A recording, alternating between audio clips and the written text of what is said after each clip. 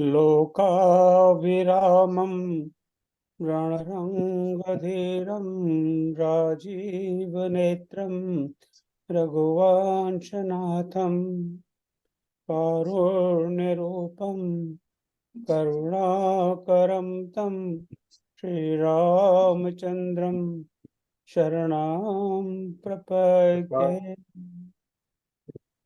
मनोजवं मारुततुल्यवेगं जितेन्द्रियं बुद्धिमतां वरिष्ठम् वातात्मजं वा नरयोग्यं श्रीरामदूतं शरणं प्रपद्ये। श्रीरामदूतं शरणं प्रपद्ये। श्री रामचंद्र भगवान की जय। जय उमापति महादेव की जय। जय पवन सुत हनुमान की जय। श्री कृष्ण कन्हैया लाल की जय। जय। जय जय श्री राम, जय श्री राम, जय श्री राम। बाबा तुलसीदास जी, जैसे आप सब जानते ही हैं, हमें मानस में कह गए हैं। बड़ी सुंदर चौपाई आप सब जानते ही हैं। सिया राम मैं सब जग जानी, करो प्रणाम जोर जुग धानी। हम सबके अंदर भगवान श्री सीताराम व्याप्त हैं। यही सोचकर, यही मानकर, यही समझकर मैं आप सबको प्रणाम करता हूँ, सबका वंदन करता हूँ, आप सबका स्वागत करता हूँ। तो आप जैसे जानते हैं, आज हम मानस को सही उच्चारण से कैसे पढ़ें, उस पर थोड़ी बात करना चाहते हैं।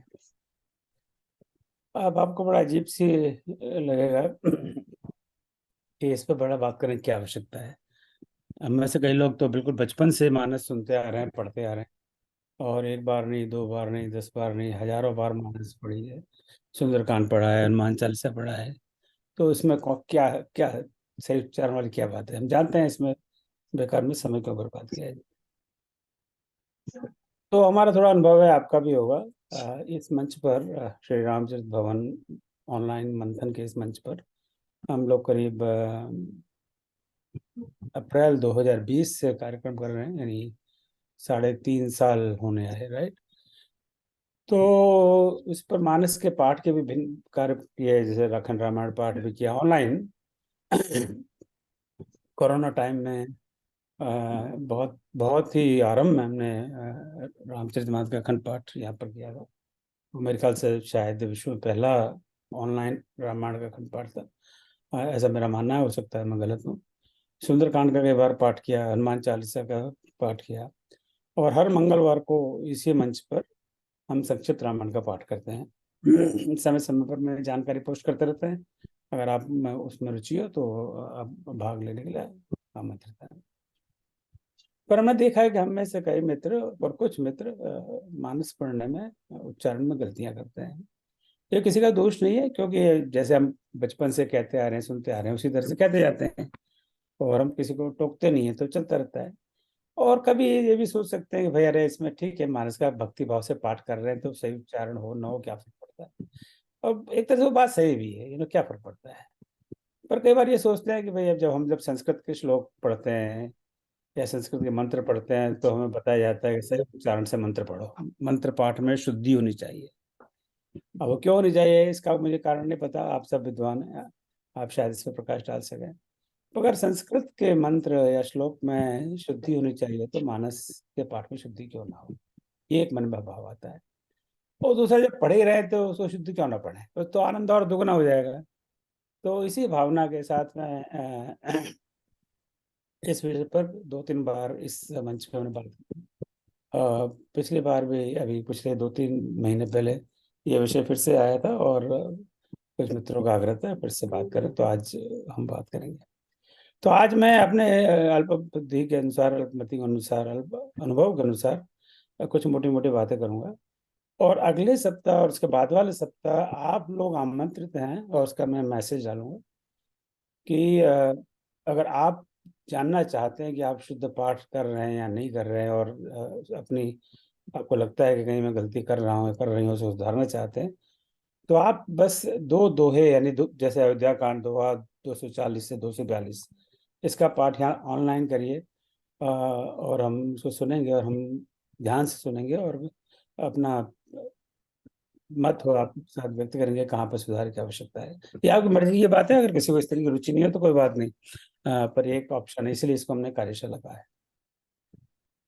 तो इसके पहले आगे मैं बढ़ूं, आपका कोई इस समय कोई प्रश्न है, कोई कमेंट है?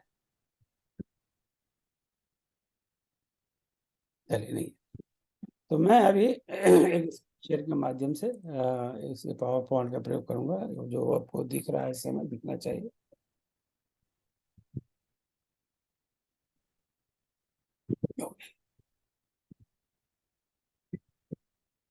तो पहले तो मैं कुछ बातें जरा स्पष्ट कर दूं ईमानदारी के साथ।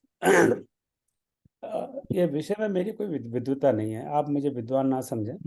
और अगर आप इस आशा से आए हो कि कोई बहुत बड़ा विद्वान है, दाढ़ी मूछ वाला होगा और एकदम चेहरे से एकदम भक्ति और एकदम ज्ञान दिखाई देगा, इसमें मेरे में कोई बात नहीं है ना, मुझ में कोई विद्वता नहीं है। तो इस आशा से आप आए तो अभी हम मंच अभी छोड़ सकते हैं, आप वो मेरी इच्छा होगी।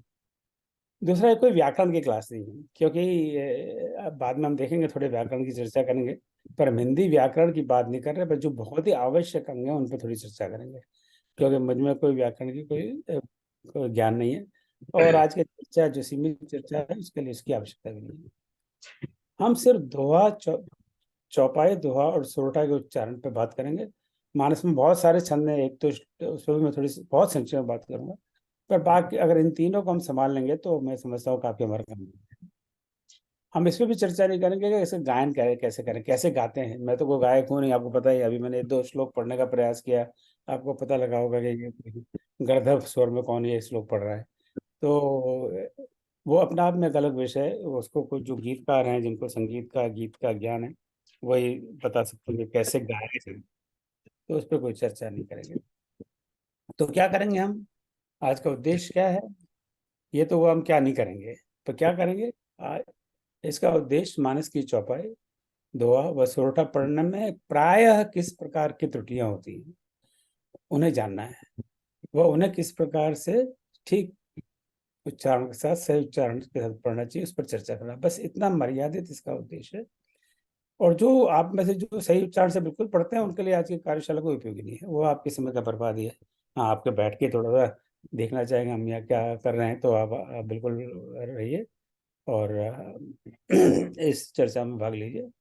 पर जो सही, जिनको लगता है कि शायद हो सकता है कभी कहीं हम पढ़ने में गलती करते हो, तो ये उनके लिए, ताकि उसको सुधार सकें। तो पहला प्रश्न तो ये होता है कि मानस को हम पढ़ते हैं या गाते हैं? क्या राय है आपकी, हम पढ़ते हैं या गाते हैं?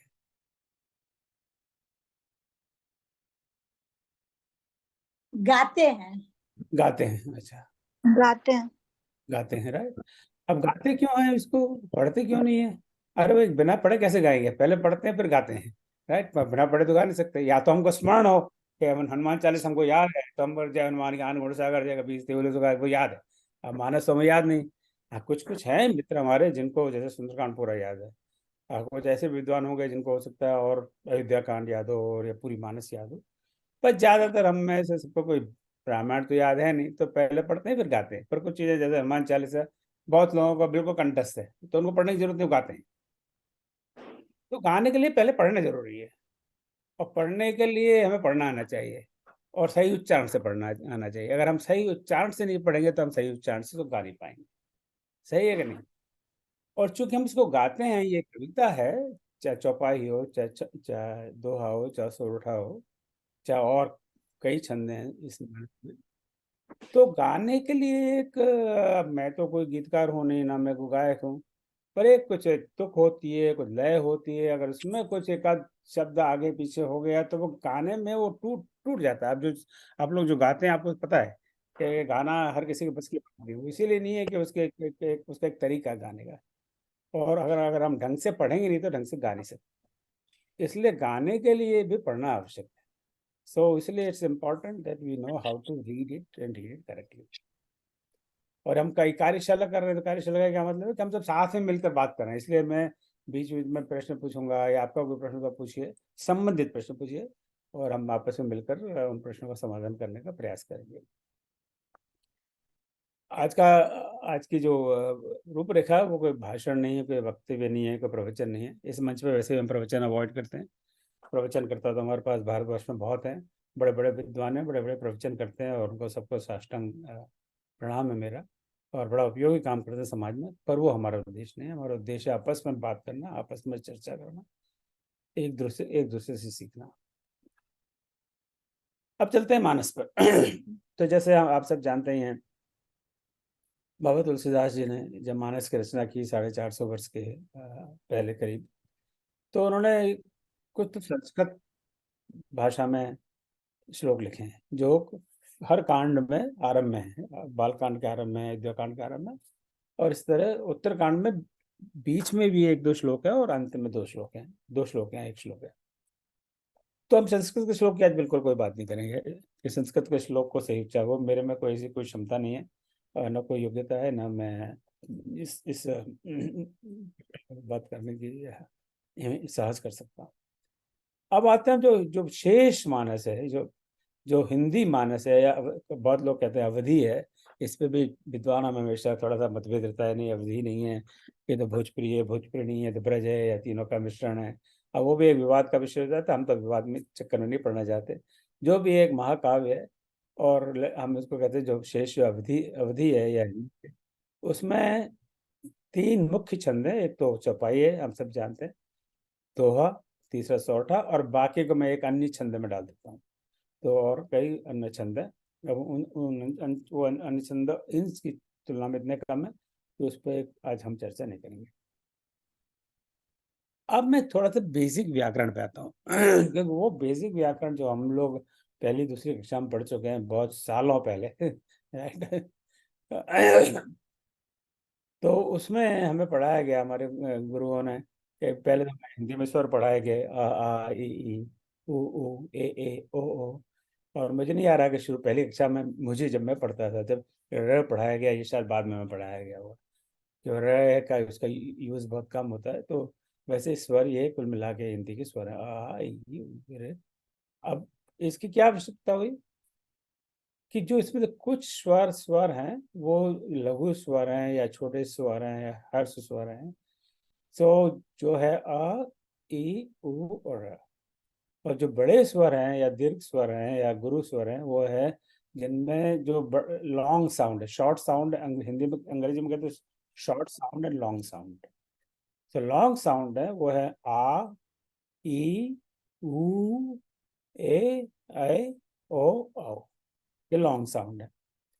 तो लघु और गुरु, अब इनके पीछे मैंने कहा नहीं, व्याकरण की क्लास नहीं है, पर चूंकि आज की चर्चा के लिए थोड़ा सा जानना आवश्यक है, इसलिए इसमें चर्चा करता हूँ।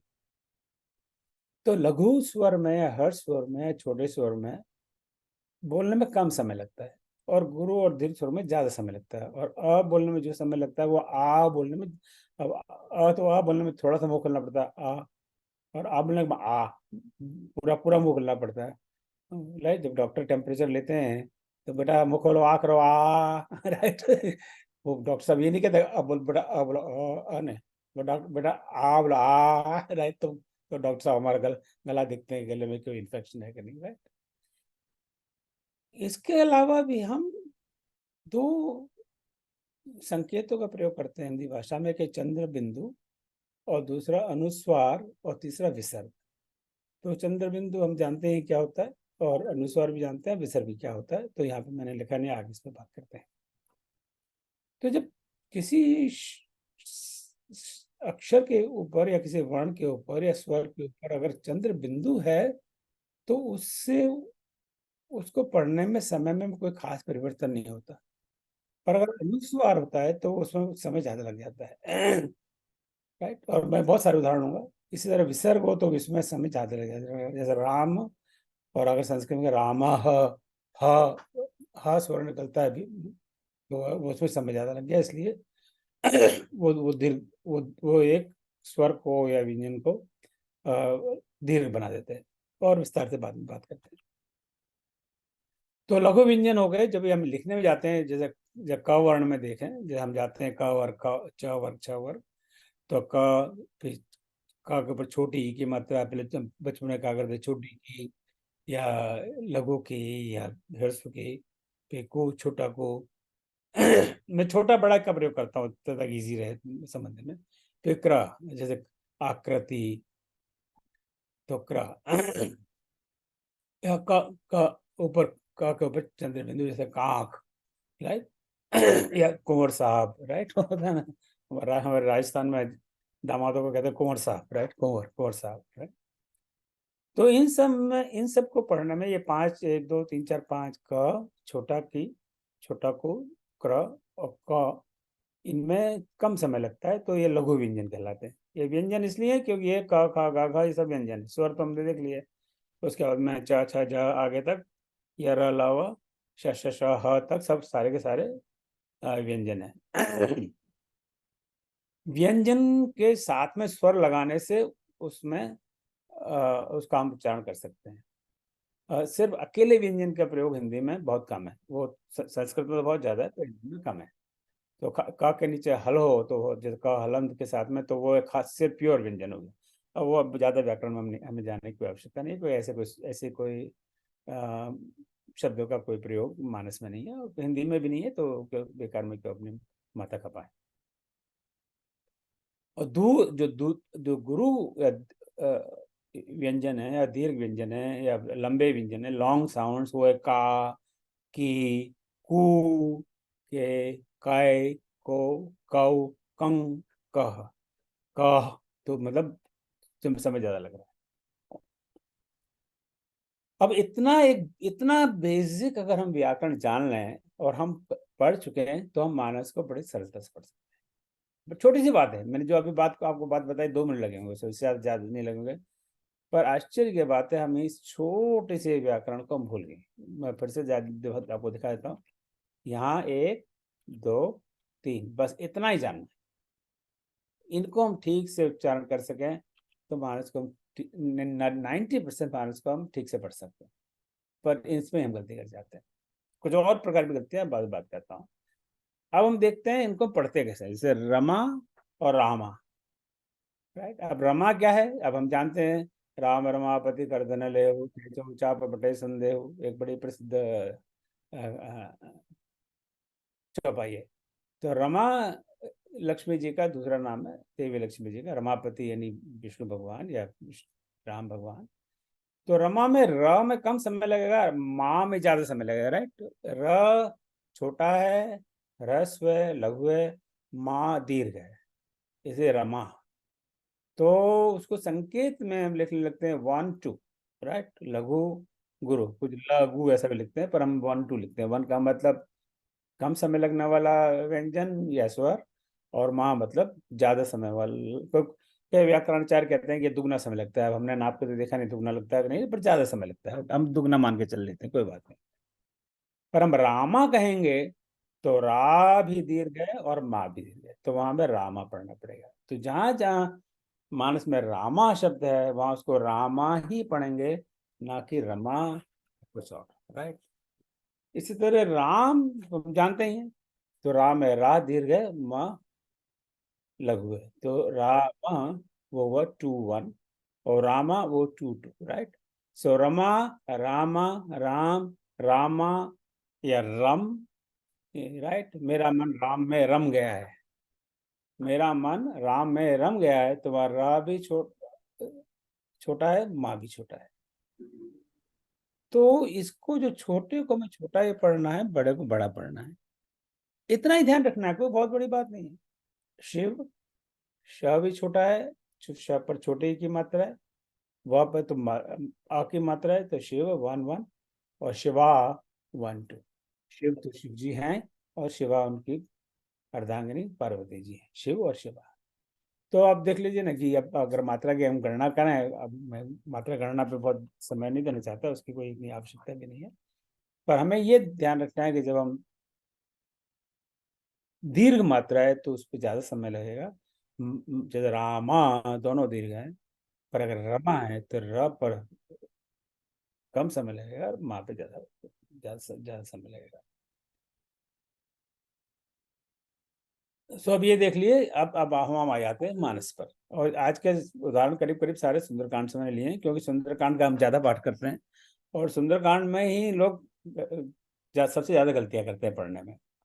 अब इस चौपाई को लेते हैं। जिमि अमोघ रघुपति कर बाना, यही बात चले हनुमाना। अगर हम गाएंगे तो ऐसे ही गाएंगे ना। हम जब पढ़ेंगे, मान लो कोई पहली बार पढ़ रहा हो चौपाई, जिसने कभी कोई पढ़ी ही नहीं हो, वो तो ऐसे पढ़ेगा ना, जिमि अमोघ रघुपति कर बाना, यही भांति चले हनुमान। वो ऐसे ही गाएगा ना, स्वाभाविक। उसने कभी चौपाई ना सुनी है ना गाई है, तो ऐसे ही गाएगा स्वाभाविक, नेचुरली। पर हम दो चार यूट्यूब पे चौपाई सुने या किसी को गाते सुने तो हम भी गाने लग जाएंगे। जमी अम्भोग रघुपति कर बाना, यही भांति चले हनुमाना। अब गाने के सैकड़ों हजारों प्रकार हैं। तो कुछ इस तरह है, जमी अम्भोग रघुपति कर बाना, यही बात चले हनुमाना। देखो, गायक नहीं हूं, मैं पहले भी कह चुका हूँ। ये कोई एक तरीका नहीं है, दो तरीका नहीं है, सैकड़ों सैकड़ों प्रकार से चौपाइयाँ दोहे गाया जाता है। राइट। और उसमें ना कोई अच्छा तरीका गाने का है, ना कोई बुरा तरीका गाने का है। सब अपने मन से जिसको जैसा भाव हो वैसे गाए। हमारा आज का उद्देश्य है कि हम इसको सही कैसे पढ़ें, ना कि गाएं कैसे। अब इसमें मैंने जो लाल रंग में जो हाईलाइट किया हुआ है, वो सारे स्वर हैं, वो सारे व्यंजन हैं, जिसमें वो स्वर हैं जो अ और आ स्वर हैं। अब आप देखिए, जिमी दोनों छोटे ही है, तो उस पर हम अभी बात नहीं करते। फिर अमोघ में अ और घ दोनों अ के साथ जुड़े हुए हैं।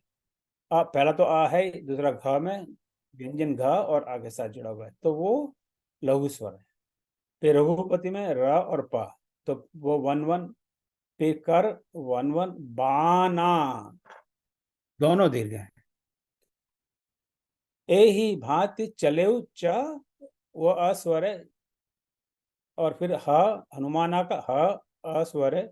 माना, माँ भी दीर्घ है और ना भी दीर्घ है। तो हमें इनको इसी प्रकार से पढ़ना पड़ेगा। बाना, माना, हनुमाना। राइट। कर बाना, हनुमाना। तो चौपाई में एक तुकांत है, बाना, माना, यानी आना एक इस तरह का तुकांत है। उस तुकांत पर मैं थोड़ी देर में बात करता हूँ। तो हम जब इसको पढ़ेंगे तो अ, घ, र, प, क, र, च, ह, ये सब शॉर्ट साउंड है, छोटे साउंड है, लघु साउंड है, ह्रस्व स्वर है। और जो बाना, माना, ये दीर्घ स्वर है। अब हम जानते हैं हनुमान जी का नाम तो हनुमान है, हनुमाना थोड़ी नाम है उनका। राइट। हनुमाना तो तुलसीदास ने गलत लिखा है, हनुमान हनुमान लिखना चाहिए। पर वो छंद रचना कर रहे हैं, चौपाई लिखना चाहते हैं, और चौपाई की कुछ लाक्षणिकता है, उस पर भी मैं 1 मिनट बात करूँ। तो इसकी वजह से उन्हें उन्हें हनुमाना लिखना पड़ा। अब बाना भी कोई शब्द नहीं है, शब्द तो बाण है। जिम अमोघ रघुपति कर बाणा, जैसे रघुपति का अमोघ बाण होता है, तो बाण को चलो बाण कर दीजिए, बाना क्या हुआ। पर हमें आज ये कई ऐसे विद्वान हैं जो जो खास करके हम, मैं समझता हूँ 99% जो भी समाज में गीता प्रेस से प्रकाशित मानस का अध्ययन करते हैं, और भी प्रकाशक हैं, पर गीता प्रेस ने इतना काम किया है कि तो जो गीता प्रेस में लिखा है वो सही है कि नहीं हमें नहीं पता। तुलसीदास जी ने क्या लिखा वो किसी को नहीं पता। इवन गीता प्रेस वाले भी इस बात को एडमिट करते हैं कि हमने बहुत सारी रिसर्च की, बहुत प्रयास किया, फिर भी हमें तुलसीदास जी की ओरिजिनल, उनकी हाथ की लिखी हुई मानस की प्रति नहीं मिली। आप मान श्री रामचरित मानस की कोई भी प्रति को आप खोल के देख लीजिए, उसके बिगिनिंग में, इंट्रोडक्शन में ये डिस्क्लेमर है कि हमारे बड़े प्रयासों के बाद में भी बाबा तुलसीदास जी की ओरिजिनल नई प्रति नहीं मिली। फिर हमने जो भी हमसे प्रयास हुआ, उस हिसाब से हमने इसको प्रकाशित किया है। तो इसमें भी बहुत सारे विद्वान हैं जो इसमें दोष निकालते हैं कि ये गीता प्रेस वालों ने छापा ही गलत है, ऐसा नहीं है वैसा है। अब उनको क्या पता कैसा है। तो आज की हमारी चर्चा सिर्फ गीता प्रेस से मानस से है, और हम ये मान के चलते हैं कि वही शुद्ध है और उसी का हम उच्चारण करना चाहते हैं। तो हमें जो तुलसीदास जी ने लिखा है, जो हमें प्राप्त है गीता प्रेस द्वारा, हमें वही पढ़ना है, उसमें सुधार नहीं करना है। हम बस, कई लोग उसमें सुधार करते हैं कि नहीं नहीं नहीं, ये गीता प्रेस ने गलत छापा है, इसमें ये ठीक नहीं है, इसको ये बाणा नहीं है तो बाण है, हनुमाना नहीं हनुमान है, तो हम इसको ऐसा पढ़ते हैं, जी मैं मोग रघुपति कर बाण, ए ही बात चले हनुमान। ऐसा हम नहीं पढ़ सकते, तो वो चौपाई नहीं होगी। वो भी एक छंद हो जाएगा अलग प्रकार का, पर वो तुलसीदास जी का उद्देश्य नहीं। तुलसीदास जी का उद्देश्य तो लिखना यही बाना ही है और अनुमाना ही है, तो उसको हम बाना ही और अनुमाना ही पढ़ेंगे। इस तरह की गलतियां शायद ही कोई करता होगा, फिर भी मैं इसका उल्लेख कर रहा हूँ। तो मुख्य गलतियां उसके बारे में बाद में करता हूँ। तो ये अ और आ की गलतियां बहुत कम होती हैं, तो ये कोई बड़ी बात नहीं है। ये जो चौपाई है, जब मोह रघुपति कर बाना, ये ही भांति चले हनुमाना, मैं समझता हूँ इसको सब लोग सही पढ़ते हैं, शायद ही कोई गलत पढ़ता होगा। तो इसमें कोई बहुत विशेष चर्चा की आवश्यकता। मैं 1 सेकंड के लिए रुकता हूँ, अगर आपका इस स्लाइड में कोई प्रश्न तो बताइए, पूछिए।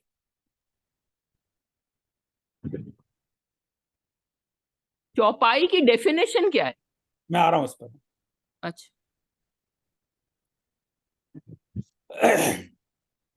अब इसी प्रकार से ई, और हम ज्यादा समय न लेते हुए अब फटाफट आगे इसी प्रकार के उच्चारण पे चलता हूँ। और छोटा ई और बड़ा ई, ह्रस्व ई या दीर्घ ई, लघु ई या बड़ी, से वही बात है जो अ और ई में है। अब जैसे गिला और गीला, राइट। अब हम जानते हैं दोनों बिल्कुल अलग अलग शब्द हैं। गिला शिकवा, राइट, हिंदी में होता है ना गिला शिकवा, आपको मुझसे क्या गिला शिकवा है, क्यों भाई नाराज हो तुमने। और दूसरा गीला, गीला अरे मैं तो बारिश में गीला हो गया या भीग गया, राइट, या मेरे कपड़े गीले हो गए। तो वो बिल्कुल अलग शब्द हैं। अगर हम गिला को गीला पढ़ेंगे और गीला को गिला पढ़ेंगे तो अर्थ का अनर्थ हो जाएगा कि नहीं हो जाएगा। अब जैसे हिंदी में रम है और राम है, और राम को रम पढ़ लिया, रम तो एक किसी प्रकार की शराब का नाम है। मैं तो पीता नहीं हूँ, तो मुझे इसका कोई बहुत विशेष ज्ञान नहीं है। तो आप राम को रम नहीं कह सकते। तो गिला और गीला तो अपने आप में बिल्कुल अलग शब्द है, दोनों का बिल्कुल अलग अर्थ है। तो पहले वाले गिला में ग पर छोटी की मात्रा है, वो लघु स्वर है, वो उसमें समय कम लगेगा। और दूसरा ला, वो दीर्घ है, उसमें समय डबल लगेगा या ज्यादा लगेगा। पिला एंड पीला, ले भाई मुझे तू चाय पिला, ये हुआ प्रश्न, ये एक वाक्य हुआ, मैं बड़ी दूर से आया हूँ, मुझे चाय पिला, चाय तो पिला दे भाई। या दूसरा पीला, वो तो रंग हो गया, राइट। जैसे आप स्क्रीन देख रहे हैं, पीछे बैकग्राउंड में पीला है, राइट। तो पीला वो रंग है, और पिला वो तो किसी को कह रहे हैं कि आप मुझे चाय पिलाओ, दूध पिलाओ वगैरह। पिता और पीता, राइट, पिता हमारे पिता है, फादर हैं, और पीता यानी जो पी रहा है। जैसे रामू का पिता रोज आकर घर पे पीता है, देखिए ना, दोनों बिल्कुल, पिता और पीता बिल्कुल उल्टा अर्थ हो गया। हरि और हरि, हरि तो हम जानते हैं भगवान प्रभु के लिए कहते हैं हरि। हरि व्यापक सर्वत्र समाना। और हरि तो वो हरि है जैसे हरी साड़ी, राइट, हरी साड़ी, हरी घास, हरी मिर्च। तो शब्द को सही तरीके से ना पढ़ने से उसका अर्थ का अनर्थ हो जाएगा। अगर हम चाहते हैं, भगवान की बात करते हैं हरे, तो हम हरि पढ़ेंगे, हरि नहीं पढ़ेंगे उसको। हरि, हरि, पिता, पीता, पिला, पीला, किला, गीला। ये मिस्टेक बहुत कॉमन है, मानस पढ़ने में ये गलती बहुत कॉमन है। बहुत सारे मित्र हमारे छोटी ई को बड़ी ई की तरह पढ़ते हैं, और कई बार बड़ी ई को छोटी की तरह पढ़ेंगे, तो ये गलत उच्चारण है। गिला को गिला ही पढ़ेंगे, गिला को गीला नहीं पढ़ेंगे। पिला को पीला ही पढ़ेंगे, पीला नहीं पढ़ेंगे। इसी तरह आगे शब्द। तो मैं विनम्र निवेदन करूंगा कि जब छोटी ई और बड़ी ई के स्वर आता हो किसी भी व्यंजन के साथ मिलकर, तो उसका विशेष ध्यान रखें कि हम उसको सही पढ़ रहे हैं नहीं पढ़ रहे हैं। और पढ़े वही जो छपा हुआ है, हम उसे सुधार नहीं करें। किसी कारणवश छंद रचना की वजह से तुलसीदास जी लिखना चाहते हैं हरि, पर वो हरि लिख देते हैं, क्योंकि तभी छंद बन पाता है, तब हम हरि ही पढ़ेंगे। जो लिखा है वही पढ़ेंगे, हम उसे सुधार या परिवर्तन नहीं करने का हमें कोई अधिकार नहीं। अब ये देख लीजिए उदाहरण दूसरा सुंदरकांड से। अब मान लीजिए पहली बार कोई पढ़ रहा हो तो ऐसा पढ़ेगा, ताहे मारे मारुत सुत बीरा बारिधि पार गयऊ मति धीरा। ऐसे पढ़ेगा ना, पहली बार कोई पढ़ेगा तो, राइट, तो बच्चे से पढ़वाइए वो यही पढ़ेगा। पर हम इसको गाना चाहते हैं तो, ताहे मारे बारुत सुत बीरा बारिधि पार गयऊ मति धीरा। अब यहाँ पे जो ई, छोटी ई और बड़ी ई के जो स्वर हैं, वो मैंने लाल रंग में दिए हुए हैं। ताहि तो ही पर छोटी की मात्रा है, तो उसको हम ता है। हा पर ई की मात्रा बड़ा हल्का सा जोर है उस पर, वो करीब करीब उसको ऐसे पढ़ रहे हैं जैसे जैसे मात्रा हो ही नहीं, जैसे ताह। ताहा नहीं है, ता ही है पर ता ही नहीं है। तो ये ऐसा विचार करिए, वो ता बिना किसी मात्रा के ताह जैसे लिखा हुआ है, या ताही हा पर बड़ी की मात्रा हो, उसका बीच वाला है, ये ताह के करीब है, ताही के करीब नहीं है। इस तरह मार रा पर छोटा सा हल्का सा ई का स्वर है, मारी नहीं है, ता है मार। बीरा, बा पर दीर्घ है तो हमें जोर से कहना है बीरा, बिरा नहीं बीरा। ताह मार बार तुस्त बीरा। बारिधि या र और ध दोनों पर छोटी की मात्रा है, राइट। तो इसको हमको बिल्कुल हल्के से पढ़ना है दोनों को, बारिध नहीं बारिधि, नहीं बारिधि, ऐसा कुछ नहीं। बारिध ऐसे ऐसे समझ लीजिए, एक सेकंड के लिए कि वो मात्रा है ही नहीं। बारद, बारद नहीं, बारद नहीं है, ई की मात्रा तो है, तो हल्के से बारिध। ताहि मार ताहि मार बारिध। धीरा मत धीरा, बारिधि पाएगा मत धीरा। मत मत धीरा। मति त पर छोटी की मात्रा है, तो जैसे कि मात्रा है ही नहीं, ऐसा समझ लीजिए मत।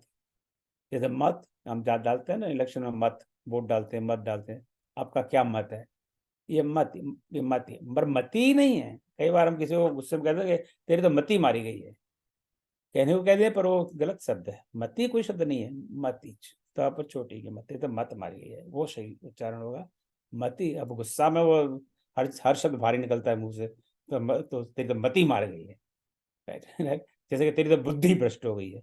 अब बुद्धि में बड़ी की कोई मात्रा नहीं है, आप तो सब जानते हैं, बुद्धि में छोटी की मात्रा है। तो पर गुस्से में जब जो आदमी गुस्से में होता है तो वो हर शब्द दीर्घ निकलता है। तो मत धीरा, यहाँ पर धी दीर्घ है। तो ये छोटी ई और बड़ी ई की मात्रा का में गलती होना बहुत कॉमन बात है।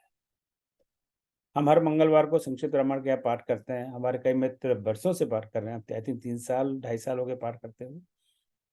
अभी भी कई मित्र ये छोटी और बड़ी की में पढ़ने में गलतियां करते हैं, विशेषकर छोटी को बड़ी पढ़ते हैं। अब इसी को मैं बड़ी पढ़ूं तो जैसे ताई को ताही पढ़ूं, ताही मारी मारुत सुत बीरा, तो देखिए ना कैसा बड़ा अजीब सा लग रहा है।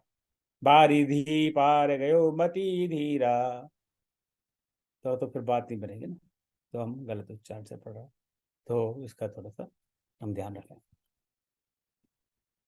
ये बात ऊ और ऊ में है। अब इस पर मैं बिल्कुल फटाफट देता हूँ, जैसे सुना सूना, अब दोनों अलग अलग अर्थ है, राइट। जो सुना, ये ना क्या उसने आपने मेरी बात को सुना क्या, और दूसरा सूना, वहां तो बड़ा सूना था, वहां कोई नहीं था। बुरा और बुरा, बुरा तो हम जानते हैं, बुरा जो देखें मैं चला, फिर बुरा, अब तो पता नहीं बुरा बाजार में मिलता है कि नहीं, हम बचपन में बहुत खाते थे, चावल बुरा, सेवई बुरा, राइट, उसका आनंद ही अलग था। अब तो बस याद ही आते हैं। चुना चूना, राइट। तो यहाँ पर अगर हम चुना को चूना पढ़ेंगे तो बहुत गड़बड़ हो जाएगी, राइट। और बुरा को बुरा पढ़ेंगे या बुरा को बुरा पढ़ेंगे तो गड़बड़ हो जाएगी। तो ये छोटे और वो बड़े की मात्रा, जैसा मैंने अभी ई और बड़े ई की मात्रा की बात की थी, इस तरह की गलतियां हम लोग बहुत करते हैं। अब यहाँ तो उदाहरण देख लेते हैं फटाफट। सोई छल हनुमान कह कीना, तासु कपट कपितुर तई चीना। अब यहाँ पे पहली अड़ताली में हनुमान, तो ना पर दीर्घ मात्रा है हनुमान, जबकि हम जानते हैं कि सही शब्द हनुमान है, हनुमान नहीं है। परंतु तुलसीदास जी ने हनुमान लिखा तो उसका हम हनुमान ही पढ़ेंगे, उसको सुधारिए मत। सोई चल हनुमान कहाँ की ना, ये चौपाई। सोई चल हनुमान का वो दीर्घ स्वर है, हनुमान। तासु कपटु कपितुर, अब या तासु में सु, कपटु में उ, तुरतई में तु, ये छोटे तीनों उ की मात्राएं, छोटे की मात्राएं, जिनका बहुत हल्का सा स्वर है, जैसे वो स्वर है ही नहीं। ये छोटे उ की मात्रा के बहुत सारे शब्द हैं मानस में, जिसको लोग प्राय बड़े की तरह पढ़ते हैं और उच्चारण सारा गलत कर देते हैं। जैसे राम का भी जैसे कई जगह लिखा है राम, मैं आपको बताता हूँ,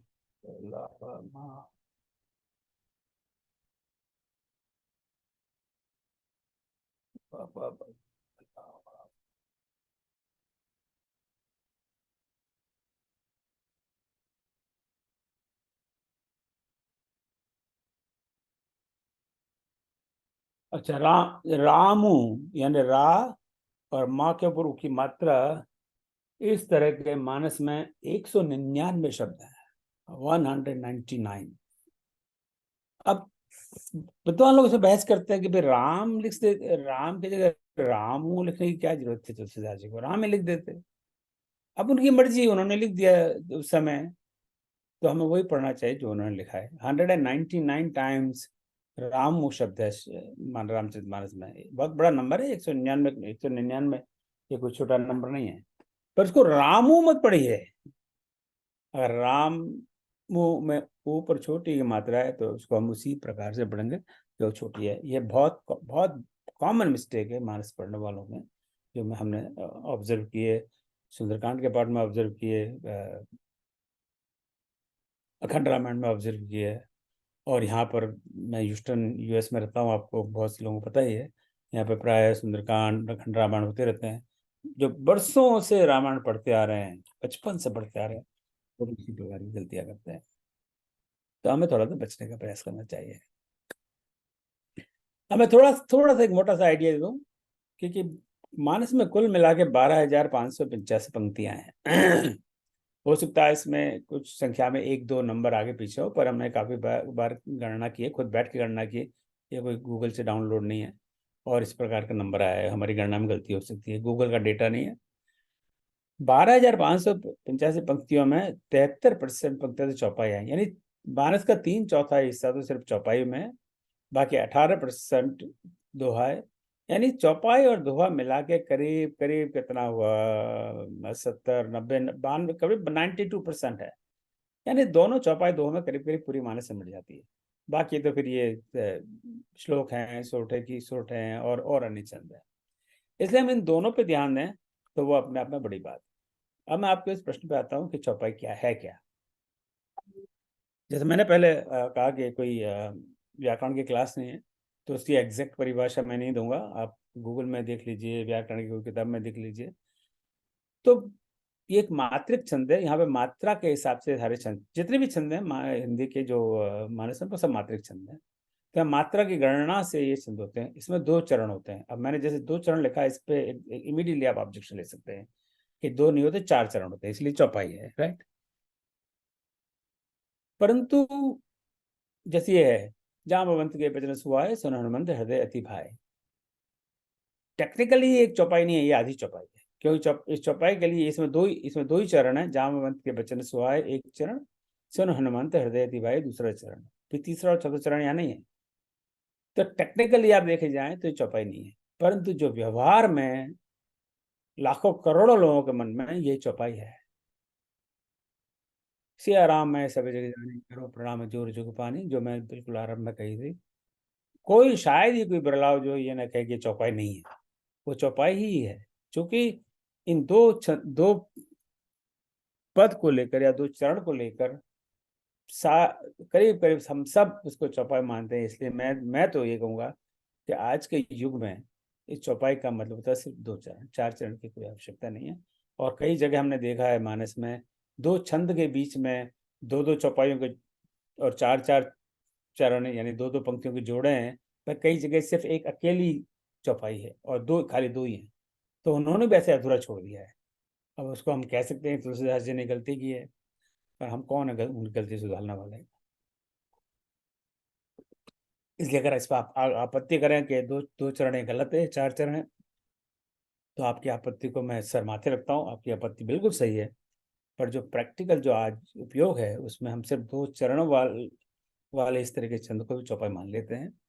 तो हर चरण में 16 मात्रा होती है और प्रथम और द्वितीय चरण का अंत में तुक आता है। जैसे सुहाए भाई, तो यहाँ तुक है ना। जाम्बवंत के बचन सुहाए आए, सुहाए सुने हनुमंत हृदय अति भाए आए आए आए। तो ये तुकांत है इसमें। और मात्रा के तरह से गिनती करें जो अभी मैंने थोड़ी देर बताया, तो जा का 2, माँ का 1, वंत का दो, क्योंकि वह अनुस्वार है, इस बारे में आगे बात करेंगे। जहाँ अनुस्वार आता है वहाँ उसमें ज्यादा समय लगे, जामवंत और जामवत। तो वंत में आधा आधा ज्यादा ज्यादा समय चाहिए, तो वो वहाँ दो मात्रा होगी उसकी। तो एक, फिर के दो, क्योंकि वो दीर्घ है। वचन वचन वचन बाबा एक एक एक, सु का एक, हा के दो और ए के दो। अब इनको आप गिन लीजिए, 16 मात्रा हो गई। इसी तरह सुन हनुमंत हृदय भाई, ये 16 मात्रा हो गई। तो 16 मात्रा हर चरण में होती हैं, और इस तरह के 4 चरण से चौपाई बनती हैं। पर फॉर प्रैक्टिकल पर्पसेस 2 चरण ही काफी हैं चौपाई बनाने के लिए। तो ये है चौपाई की परिभाषा। जैसे मैंने बताया कि ये सामान्य अंडरस्टैंडिंग के लिए है, हम कोई व्याकरण की क्लास नहीं लगा रहे। आप में से कई बहुत ही व्याकरणाचार्य हैं, मुझे पता है। तो इसमें इसके लिए मैं जैसे क्षमा चाहता हूँ। हमारा उद्देश्य यही है कि हम इसको सही कैसे पढ़ें। हमारा उद्देश्य का व्याकरण जानने की कोई आवश्यकता नहीं है। तो अब इसको हम पढ़ेंगे, तो फिर अब इसमें जब हम ठीक से नहीं पढ़ेंगे, 16 मात्रा नहीं होंगी, तुक नहीं होगी, तो हम ठीक से इसको गा नहीं सकेंगे। पढ़ तो सकते हैं, गा नहीं सकते। राइट। अब जैसे हनुमंत की जगह हनुमत पढ़े, सुने सुने हनुमत हनुमत हृदय अति भाए, तो हम इसको गा नहीं सकते ठीक से। इसलिए ठीक से गाने के लिए सही उच्चारण आवश्यक है, तभी उसका पढ़ने का आनंद आएगा और हम सही तरीके से गा सकते हैं। जामवंत के बचन सुहाए, सुनि हनुमंत हृदय अति भाए।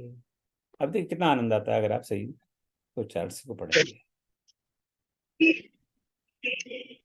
मिली को कॉल कोई प्रश्न, कोई प्रश्न किसी का इसमें? जी हमारा एक प्रश्न है गुरुजी। हाँ, कही कही है।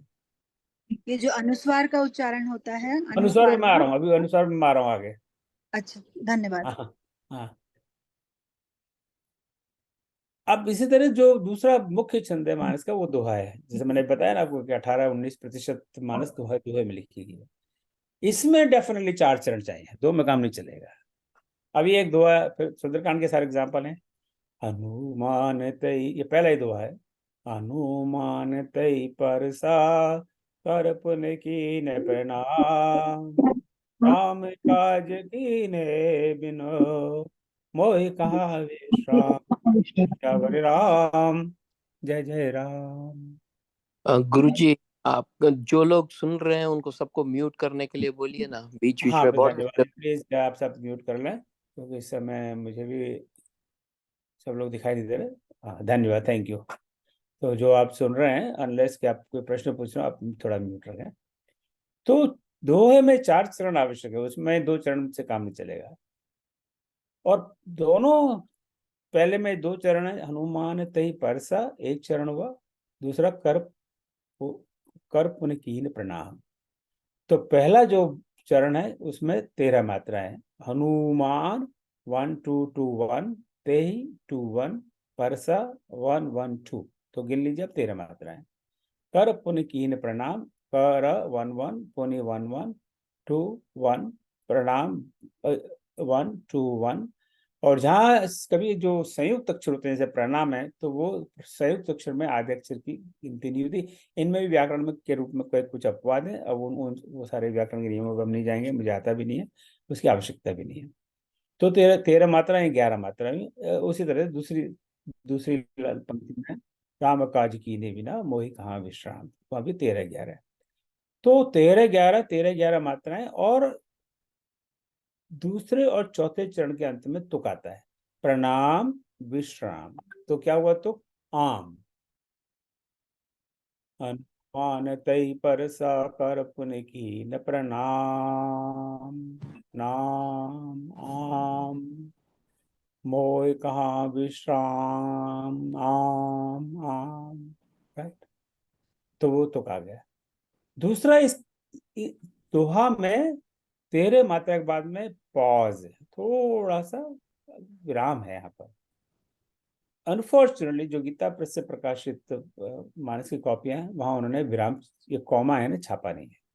तो इसलिए कई बार हमें दोहा पढ़ते पढ़ते गड़बड़ कर जाते हैं। परसा की जगह कर पर विराम कर देंगे, ऐसा पढ़ेंगे, हनुमान तई परसा कर पुन कीन प्रणाम, राम काज कीने बिन मोह कहाँ विश्राम। तो हम ठीक से उसको गा नहीं पाएंगे। पढ़ रहे शायद सही उच्चारण से, तो ये जानना आवश्यक है कि ये विराम कहाँ आ रहा है, और वो थोड़ा सा प्रैक्टिस के बाद में आता है। अभी बैठ के ये मात्राओं गिनने की आवश्यकता नहीं है। हम पढ़ने के अभ्यास से करत करत करत अभ्यास के अनपढ़ हो सुजान हमने सब पढ़ा हुआ है, राइट। सहनुमान तई परसा कर पुन कीन प्रणाम। परसाक में थोड़ा सा मेंटल, थोड़ा सा पॉज है, थोड़ा सा विराम है, थोड़ा सा विश्राम है।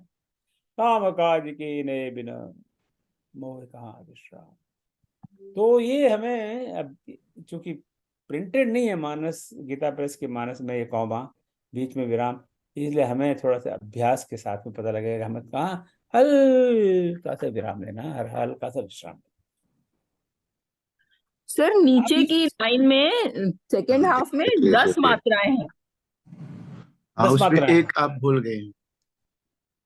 किसको? यहाँ पर नहीं, हाँ वहाँ एक और होना चाहिए, हाँ, मोह क्योंकि कहाँ म आप भूल गए हैं।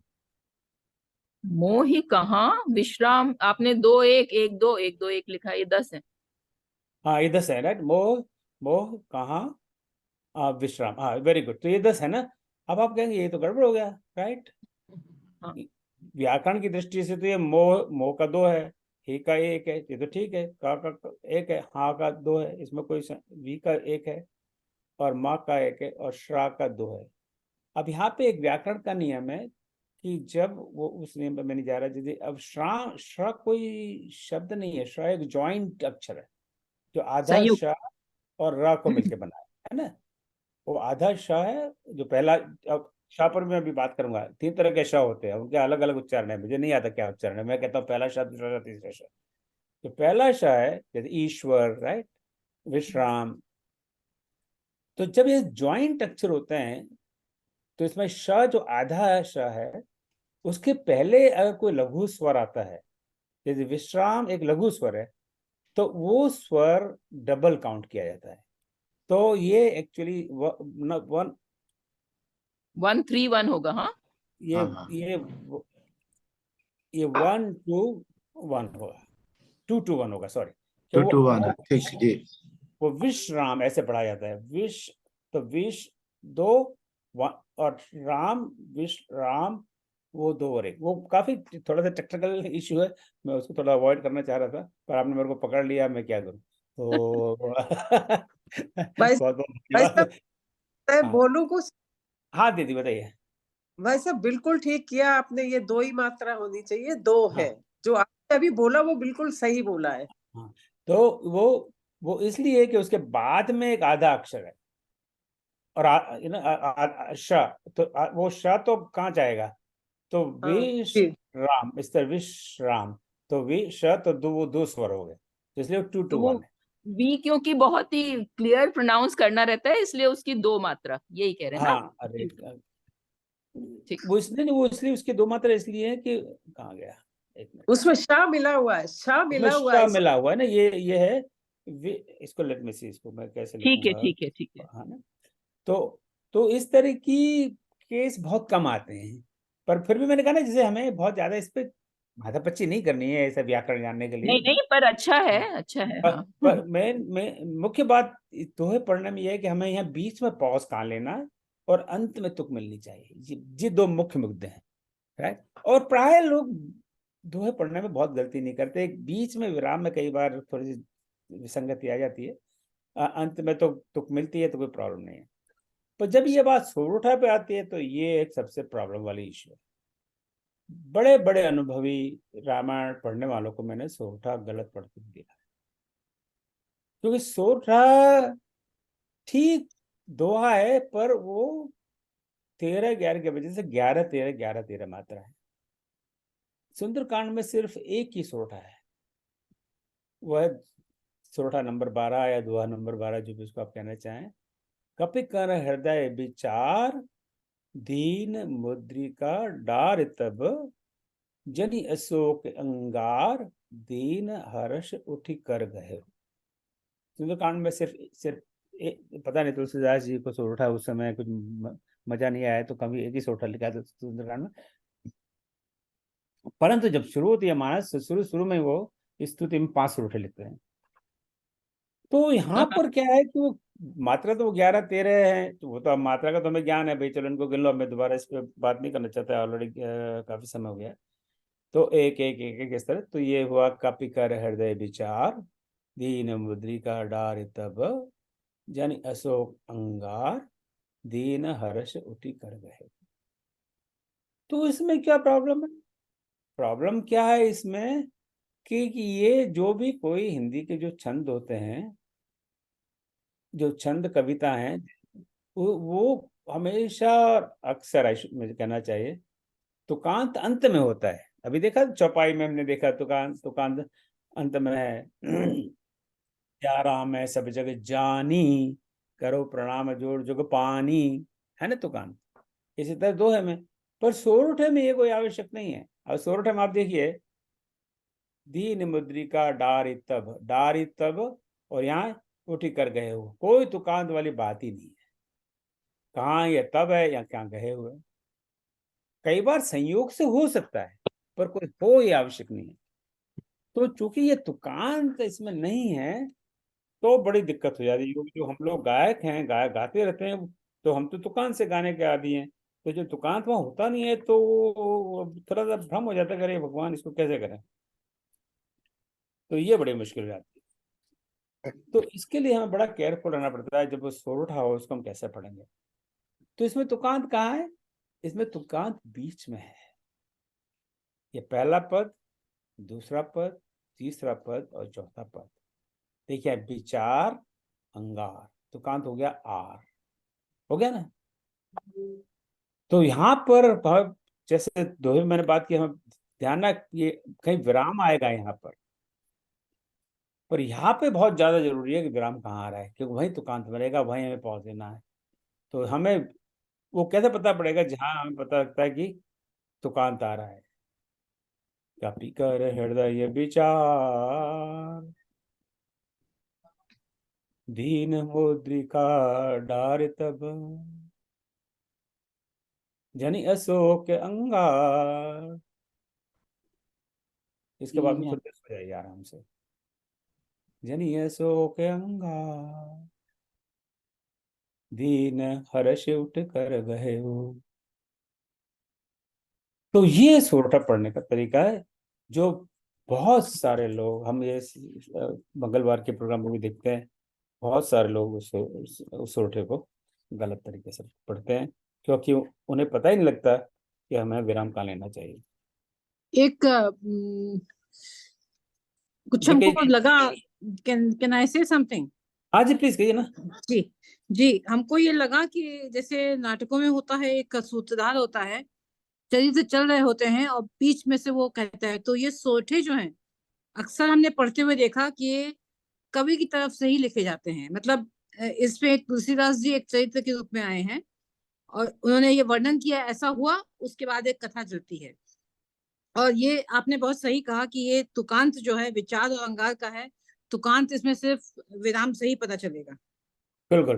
तो तो तुकांत से ये विराम से पता लगता है। जी तो कितनी, यहाँ ये हाँ बहुत आवश्यक है। और ये एक ऐसा छंद है जो सबसे ज्यादा गलत पढ़ा जाता है। क्योंकि क्या होता है कि अक्सर लोग इसको दोहे की तरह पढ़ते हैं, क्योंकि देखने में तो दोहा ही लगता है वो। अब देखने में दोहा है तो भाई हम तो उसको उसी तरह से पढ़ेंगे। अब मैं जी ये अभी मैंने उत्तरकांड से रैंडमली एक दोहा दिया है, सोरठा है 98 का। जे अपकारी चार तिन, कर गौरव मान्य ते, मन क्रम बचन लबार, ते बकता कलिकाल महु। तो पहली पंक्ति में एंड हो रहा है वो तेई पर, तेई, और दूसरी में महु, कोई तुकांत नहीं। पर बीच में हम देखते हैं जे अपकारी चार, फिर मन क्रम वचन लबा, तो हम उसका ब्रेक वहां हो जाएगा। जे अपकारी चार, थोड़ी देर के लिए सो जाइए आप।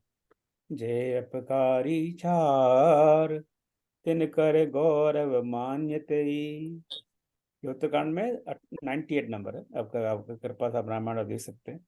मन क्रम बचन लबार, तई बकता कलिकाल महु।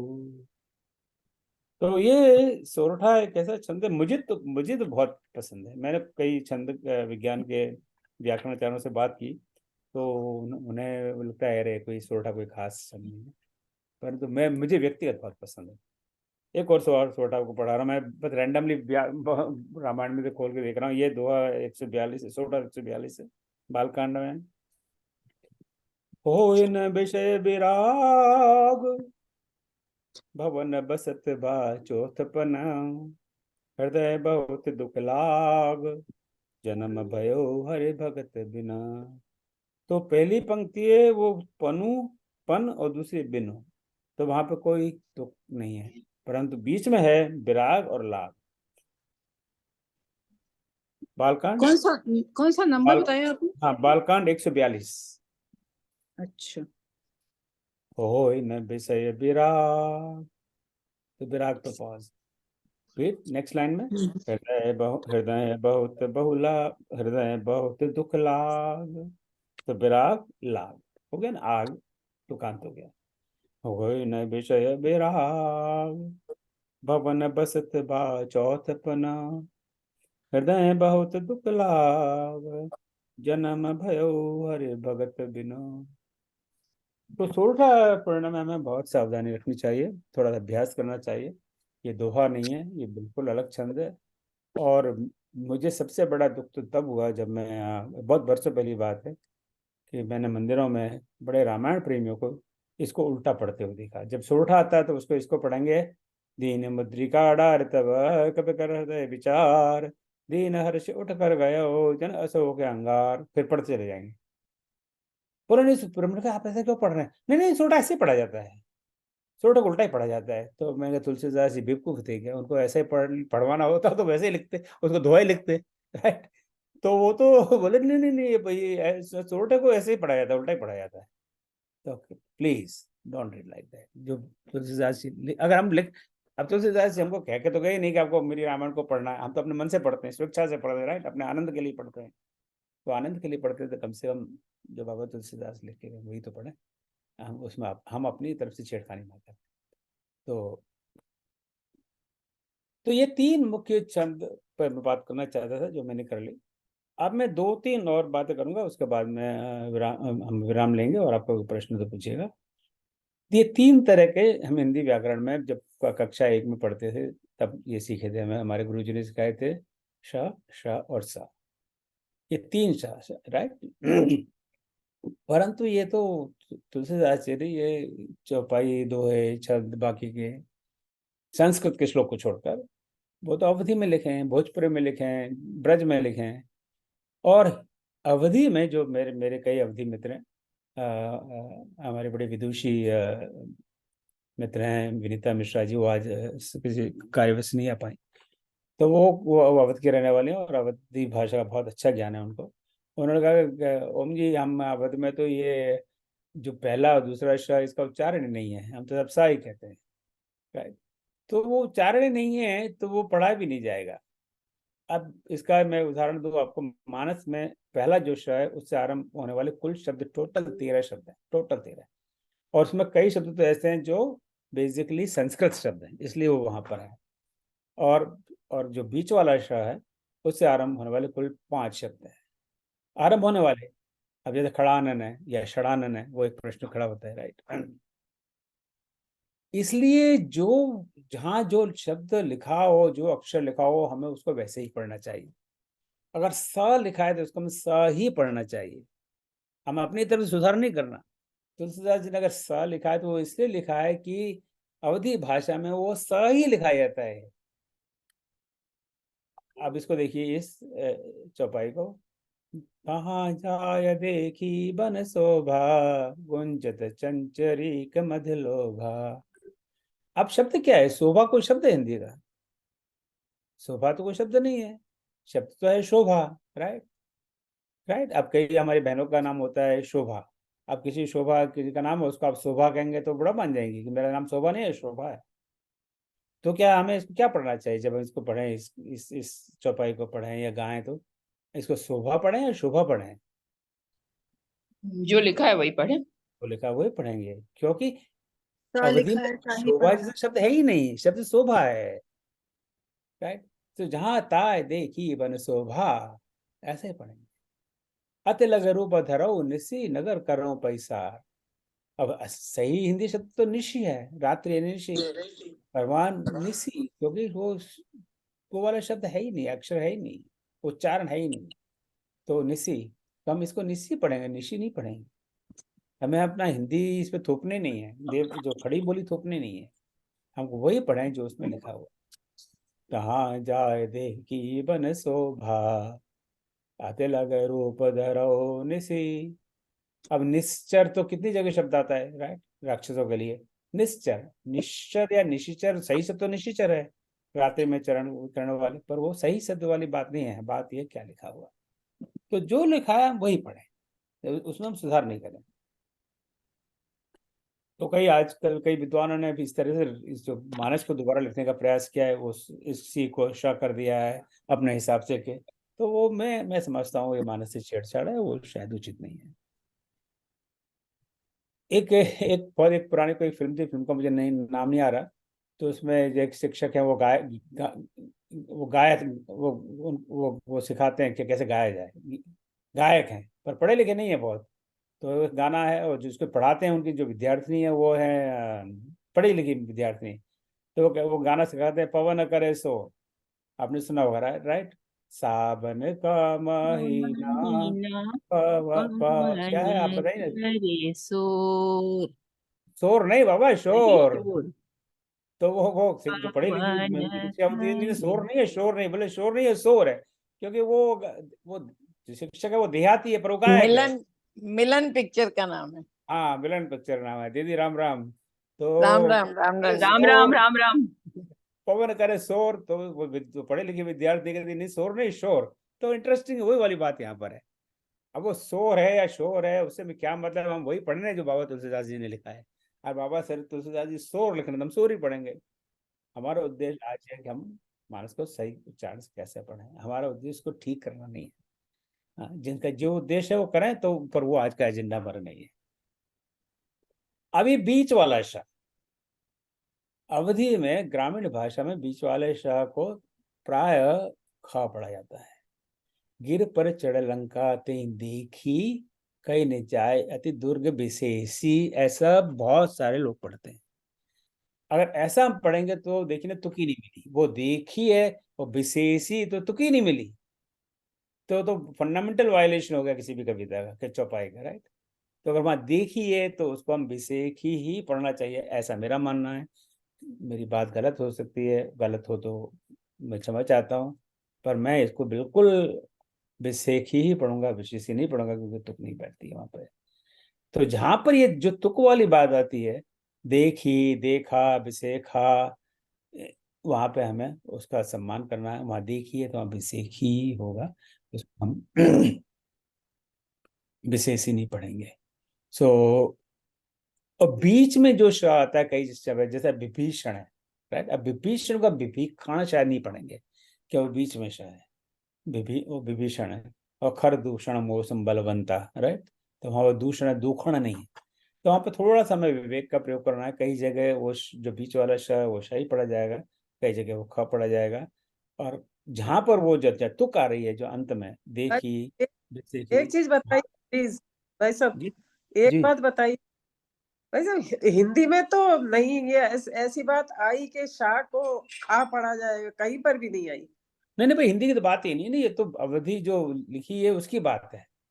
अच्छा, जो गाँव में जो भाषा बोली, देख मैं बताऊं, मैं आपको बताऊं, मेरा नाम आपको पता है, मेरा नाम है ओम प्रकाश, राइट, शुद्ध नाम है ओम प्रकाश। मेरी माँ अंगूठा छापती बिल्कुल, वो मरते मरते तक मुझे ओम प्रकाश कहती थी, मरते मरते दम तक ओम प्रकाश। उन्होंने आज तक मुझे ओम प्रकाश नहीं था, प्रकाश। अब प्रकाश तो मेरा नाम नहीं है, मुझे उनसे झगड़ा करना चाहिए, मेरा नाम तो प्रकाश है, उनसे प्रकाश बोला ही नहीं जाता था, तो प्रकाश ही कहा सारी जिंदगी पर। अब मेरे छोटे भाई शिव हैं, आप जानती हैं उनको, तो उनको हमेशा उन्होंने शिव कहा, कभी शिव कहा ही नहीं, शिव सा। कोठेट गांव की थी राजस्थान की, वहां तो श शब्द है ही नहीं, शिव का। अब मानस में जगह शिव है, शिव है ही नहीं, शिव शब्द ही नहीं। ये मैं कुछ बोलूं, ये जो बोलिए। रामचरित मानस जो है, ये एक्चुअली शुद्ध हिंदी और बोलियों की बीच की भाषा है। आप देखिए बिल्कुल शुद्ध अवधि भी नहीं है, और ख और श का ये उच्चारण जो है बोलियों में अक्सर जो शब्द होते हैं श का ख हो ही जाता है। लेकिन जैसे आपने हाँ कहा कि बीच में अगर लखन लखन में श बीच में आया है तो लखन ही कहेंगे, लक्षण नहीं कहेंगे। हाँ और अब जैसे खरदूषण में एक बार अच्छा हाँ आपने डाल दिया, अब लखन लिखा हो वहाँ बीच में श हो, जी, उसको लक्षण तो नहीं पढ़ेंगे, और उसको लखन ही खरदूषण में पढ़ेंगे। खरदूषण ही पढ़ेंगे। तो वो थोड़ा अपना विवेक लेना होता है। और दूसरे हाँ तो कविता का मूल नियम ये होता है कि जो चीज कवि छंद को सूट करती है, जो कवि के भाव को व्यक्त कर सकती है, वहां पर कवि बिल्कुल स्वतंत्र है, कोई हाँ नियम उस बिल्कुल। पर लागू नहीं होता। तो यहाँ पर तो बिल्कुल हम तो वही हम कह रहे हैं कि हम वही जी जी, पढ़ना चाहिए वही जो करना। जो गोस्वामी ने लिखा है बस। हम तो गोस्वामी ने लिखा है, देखी तो देखी और चौपाई, तो उसका तुक तो विशेष ही बनेगा, विशेष तो नहीं बनेगा। जी जैसे विभीषण को विभीषण ही कहेंगे, हाँ, विभीषण। विभीषणी बहन जी, हाँ हाँ वो वही विभीषण है। तो हाँ, तो जब जब जब जो ये बीच वाला शब्द जिस पर चर्चा कर रहे हैं, वो अगर कहीं बीच में किसी शब्द में आता है तो हम अपना विवेक का प्रयोग करेंगे। हम हमेशा विभीषण ही सुनते आ रहे हैं, विभीषण ही कहते आ रहे हैं, विभीषण पढ़ते रहे हैं, तो हम विभीषण ही पढ़ेंगे, उसको विभीषण नहीं पढ़ेंगे। तो वो हमें अपना थोड़ा विवेक का प्रयोग करना चाहिए। कि वैसे जैसे हम हिंदी भाषी हैं तो हम उसको विशेष ही कहते हैं, तो हम उसको विशेष नहीं बोल सकते, अवधि भाषी वाले बोल सकते हैं। नहीं हम वो पढ़ेंगे जो मानस में लिखा हुआ है, राइट। जो मानस हाँ, जो तो मानस में विशेष जो लिखा है जी उसका, हाँ, अब जी हाँ। इसमें देखिए ना, इसमें विवाद में नहीं पढ़ना जाता है, पर आपको लगता है कि गिर पड़े चढ़ जंगा दे देखिए कहीं न जाए अति दुर्ग विशेषी पढ़िए, मुझे कोई आपत्ति नहीं है, पर मैं जी नहीं, पर तुक तो बैठे नहीं, तुक के हिसाब से देखी साथ में खी ई आना चाहिए ना, विशेषी इस तरह का कुछ आना चाहिए। विशेषी तो क्या तुक ही रहा है, पता है ना, तो तुक तो हो ही नहीं। ये सब वैसे कहीं कहीं संस्कृत में भी देखने को मिलता है। अब जैसे चलिए एक समय हो रहा है एक तो श्लोक मैं है, इसको ओम स्वस्ति न इंद्रो स्वस्ति, वो जो स्वस्ति वाचन जो है उसमें जो आया है स्वस्ति हाँ न पूषा, तो उसका उच्चारण पंडित लोग पूखा करते हैं। ये संस्कृत में भी कहीं कहीं मिलता है ये जो। ये तो बड़े आश्चर्य की बात है।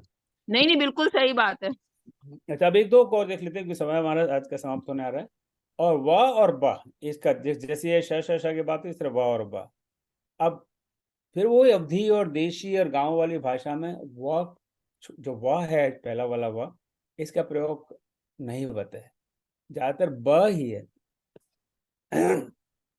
तो मानस में व से आरंभ वाले इतनी, मानस में कितने शब्द मैंने आपको बताया था, शायद नहीं बताया, 32 शब्द है सिर्फ। अगर ब लिखा है तो ब को ब ही पढ़िए। जैसे अब ये इस सोरठे की पंक्ति को पढ़ लीजिए, प्रणवहु पवन कुमार खल बन पावक ज्ञान घना। अब ये पहले में प्रणवहु तो वो है, पवन कुमार वो है, खल बन यहाँ ब है, हालांकि शुद्ध शब्द तो वन है, राइट। अब शुद्ध तो वन थोड़ी नहीं, अब हम कह सकते हम तो हिंदी वाले हैं, हम तो वन जानते हैं, हम वन थोड़ी जानते हैं, हम तो वन पढ़ेंगे उसको, पढ़िए। पर वो तुलसीदास से नहीं लिखना चाहते, वो तो वन लिखना चाहते हैं, क्योंकि ग्रामीण आदमी वन कहेगा कि भैया वन में बाघ आया हो आज, राइट। तो वो नहीं कहेगा वन में बाघ आया है। तो वन पावक ज्ञान गण, तो यहाँ पे जो वन है बीच में जो मैंने लाल में लिखा है, खल वन पावक ज्ञान गण, तो यहाँ पे ब शब्द शुद्ध हिंदी में गलत है, वन शुद्ध हिंदी तो वन है। तो जो मैं सिर्फ मेरा एम्फेसिस आज इस बात पे कि हम वही पढ़ें जो लिखा है, हम उसको चुनौती नहीं दे रहे कि सही लिखा है गलत लिखा है, राइट। तो अगर लिखा है बंद तो हम उसको बंद ही पढ़ें उसको। जैसे शोर और शोर की बात हुई थी, सही शब्द तो शोर है, पर लिखा है शोर, तो हम शोर ही पढ़ेंगे उसको। आगे पढ़ लीजिए, एक आगे और देख लीजिए, ये किष्किंधा कांड से चौपाई है, पवन तनय बल पवन समाना बुद्ध विवेक विज्ञान निधान। बुद्धि विवेक, अब शब्द तो विवेक नहीं है, शब्द तो विवेक है, हम सब जानते हैं, राइट। तो हम इसको विज्ञान शब्द थोड़ी है, शब्द तो विज्ञान है, पर हम इसको ये पढ़ेंगे, पवन तनय बल पवन समाना बुद्धि विवेक विज्ञान निधान, नहीं कि बुद्धि विवेक विज्ञान निधान, ऐसा हम नहीं पढ़ेंगे, तो उच्चारण गलत है। पर उसमें अगर उसमें आपको आनंद उसमें आनंद लीजिए, राइट। जाम्बवंत के बचन सुहाए, राइट, सुंदरकांड की सबसे पहली चौपाई है, वचन सुहाए, वचन सुहाए नहीं है। जामवंत के वचन सुहाए नहीं है, बचन सुहाए, जामवंत के वचन सुहाए, सुन हनुमंत हृदय पति पाए। तो वो हम वही पढ़ें जब हम अपने उत्साह में आकर कि ये तो शब्द गलत है, ये वचन होना चाहिए, विवेक होना चाहिए, विज्ञान होना चाहिए, तो हम उसको सुधार के पढ़ें। पढ़िए, हमें क्या आपत्ति है, पर वो सही उच्चारण नहीं है और उसका आपको पूरा आनंद नहीं मिलेगा। पूरा आनंद लेना है तो वही पढ़ें जो लिखा है। हम आनंद भी तो लेना चाहिए। अब मैं अनुस्वार पे बात आऊँ, बात अनुस्वार और चंद्र बिंदु पे बात करता हूँ, और मेरे का 2-3 मिनट और लूंगा।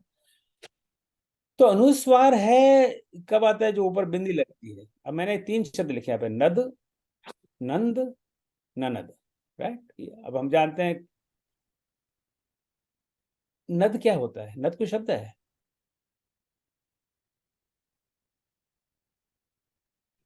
हाँ, नद शब्द है, नदी का पुल्लिंग नद है। हाँ, तो नद भी शब्द है। और नंद जो बीच में ये नंद का क्या अर्थ है? हमारे यहाँ जो आपकी पति की बहन होती है उसको नंद कहते हैं, है ना। तो वो नंद, और जो बहुत सोफिस्टिकेट लोग हैं वो ननद कहते हैं। तो नंद, ननद, नद। अब पहले नद में तो कोई अनुस्वार है नहीं, तो दो दो दो अकार है, तो एक एक स्वर हो गया। दूसरे में नंद पढ़ेंगे तो वो उसमें समय ज्यादा लगेगा, नंद। तो वो 1-1-1, या उसको हम कह सकते हैं 2-1। जो पहले बीच वाला ना है, आधा ना है, वो पहले आधे ना के साथ मिलकर डबल स्वर हो गया। या तो 2-1 कह लीजिए, या 1-1 कह लिया। अभी थोड़ी देर पहले हमने बात की थी इस विषय में। या फिर ननद है तो ना ना ना, 1-1-1, इस तरह हो गया, राइट। तो जहां पर अनुस्वार आता है तो उसको उससे उसका वेट बढ़ जाता है, राइट। तो नाम लंकिनी एक निश्चिरी, तो लंकिनी, तो ल के बाद में आधा ना है, राइट। तो वो मिलके 2 हो गया। इसी तरह निंदरी, न के बाद में ना मिलके 2 हो गया। तो अगर हम इसको नाम लकीनी, निदरी, ये निंदरी को बहुत लोगों को मैंने निदरी पढ़ते हुए देखा हुआ है, सो कहे चल से मोह निदरी। निदरी नहीं है, निंदरी है। निदरी करने से तो वो एक स्वर कम पड़ जाएगा, राइट। तो आपको लगेगा अरे मेरे पूरा चौपाई पढ़े नहीं। नाम लंकिनी एक निश्चरी, सो कर चलस मोह निंदरी। मैं जानबूझ के खींच रहा हूँ इसको, इतना खींचने की भी जरूरत नहीं है। निंदरी और निदरी नहीं कह सकते। सो कर चलस मोह निदरी। तो जहाँ पे ये अनुस्वार है वो एक पूरा, उसको एक पूरा ही स्वर समझ लिए। कबहु कवन में कई और उदाहरण है। कपि चंचल, चंचल अनुस्वार से फिर वो 2 हो गया, राइट। करत नहीं विलंब रघुराई, लंब, तो ला के बाद में आधा माँ, वो ही हो गया। तो इस तरह अनुस्वार से एक वेट बढ़ गया मात्रा का। और अंत में अनुसार, अनुनासिक। अनुनासिक क्या है? जो चंद्र बिंदु है। अब मैं 4 एग्जाम्पल में लिए, बध, बंध, बंध, बनध। तो बध तो 1-1 है। अब बंध क्या है कि बध ही है, पर जो हल्का सा नाक में बोलना, इसलिए अनुनासिक बंध। अब भैया इससे पहले एक बात पूछना चाहती हूँ। हाँ जी। जैसे अभी पीछे लंकिनी आया था तो बड़ी ई की मात्रा आ रही है, तो वहां तो ए की मात्रा दी हुई है, और निंदरी में भी बड़ी ई की री में ना बड़ी ई की मात्रा है, तो 2 1 1 है। हाँ, यहाँ 2 होना चाहिए, गलती है लिखने में। सॉरी, आपने अच्छा पकड़ा। ये 2-1-2 ये होना चाहिए। ये कह रहे हैं ना आप? हाँ, बिल्कुल बिल्कुल बिल्कुल ये। हाँ, मैं इसको बाद में सुधार लूंगा। यहाँ ये 2 होना चाहिए, इसी तरह यहाँ पे ये भी 2 होना चाहिए, 2-1-2। Thank you. धन्यवाद। चलिए, आप ध्यान से देख रहे हैं, मैं बड़ा आपका आभारी हूँ। तो अनुस्वार में एक प्रश्न पूछ सकते हैं? हाँ जी, हाँ जी। अनुस्वार को कब अंगा जैसा अनुच्चारण करना है, कब माँ, जैसे गम गम गणपते या गंग गणपते, शम शनिश्चराय नमः या शंख शनिश्चराय नमः। ये अंग और माँ में बहुत कंफ्यूजन आता है। सिर्फ माँ है, जो प फ ब, जो प वर्ग है वहां पर माँ आता है। जो भी जैसे प फ ब भ और माँ, राइट। या पंपा, राइट। तो चलो इस विषय पर बाद में बात करेंगे, मैं इसको पूरा समाप्त कर लूं। तो जब अनुशासिक है, अनुनासिक का मतलब चंद्र बिंदु, तो उसका कोई वेट बढ़ता नहीं है बोलने में। बध बोलो या बंध बोलो, फिर भी मैंने अपने कन्वीनियंस के लिए 1/4 ना लिख दिया है यहाँ पे। हालांकि ये सब व्याकरणाचार्य इस पर बहुत बड़ा ऑब्जेक्शन लेंगे कि तुम इसको एक बड़े चार बना के तुम कहाँ से ले आए। तो ये मैंने अपनी सुविधा के लिए लिखा है, आपको कोई आप इसको माने ना माने ये आपकी मर्जी पर है। पर बंध हो गया तो फिर वो अधना हो गया, तो वहां पे वो एक स्वर बढ़ गया, और बनत तो जैसे ननद की तरह हो गया, राइट। सो जब बंध और बंध, इन दोनों में फर्क है। बंध अनुनासिक है और बंध, सॉरी, बंध अनुनासिक है और बंध अनुस्वार है। बंध के ऊपर कोई स्वर भार नहीं बढ़ता, पर बंध से बढ़ जाता है और उससे बिल्कुल ही बात बदल जाती है। अब कुछ उदाहरण देख लेते हैं हम लोग। अतिलग रूप धरऊ नृषि नगर करऊ पैसार। अभी धरऊ के ऊपर एक्चुअली चंद्र बिंदु है, परंतु वहां पे वो अगर हम हिंदी में ऐसा लिखें, वो एक तो पहले डबल मात्रा है, फिर वहां चंद्र बिंदु है, तो वो तो लिखना बड़ा क्लिष्ट हो जाएगा। इसलिए जब जब जो शिरोरेखा कहते हैं ना हिंदी में, ऊपर हम हिंदी में तो ऊपर शिरोरेखा बनाते हैं, अंग्रेजी में नहीं बनाते, गुजराती में नहीं बनाते, इन दोनों भाषा को मुझे परिचय, पर हिंदी में बनाते हैं। तो शिरोरेखा के ऊपर अगर कोई ऐसी चंद्र बिंदु आए, तो वहां पे चंद्र बिंदु के स्थान पर सिर्फ एक बिंदु का ही प्रयोग कर लेते हैं, और वो फिर अगेन विवेक से हमें ध्यान देना पड़ता है कि वो अनुस्वार है या फिर चंद्र बिंदु है। अब जैसे गोंद है, राइट, गोंद बहुत अच्छा एग्जाम्पल है। अब गोंद को ये गोंद है या गोंद है, अब हमें कैसे पता लगेगा? फिर वो हम अनुभव से जानते हैं कि गोंद यानी वो एक्चुअली वो अनुस्वार नहीं है, वो चंद्र बिंदु, पर वो ओ की मात्रा है, इसलिए वो ओ की मात्रा भी लगाओ और चंद्र बिंदु लगाओ। वो टाइप करना और लिखना थोड़ा हाथ से तब भी लिख सकते हैं, पर टाइप करना जरा कॉम्प्लिकेटेड है।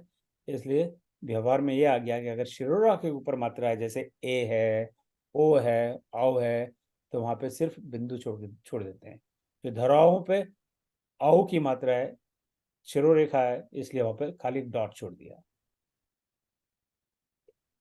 हृदय रा की कौशलपुरी राजा, हृदय, अब यहाँ पे या के ऊपर चंद्र बिंदु है, क्योंकि ऊपर शिरोरेखा नहीं है तो पूरा चंद्र बिंदु है हृदय।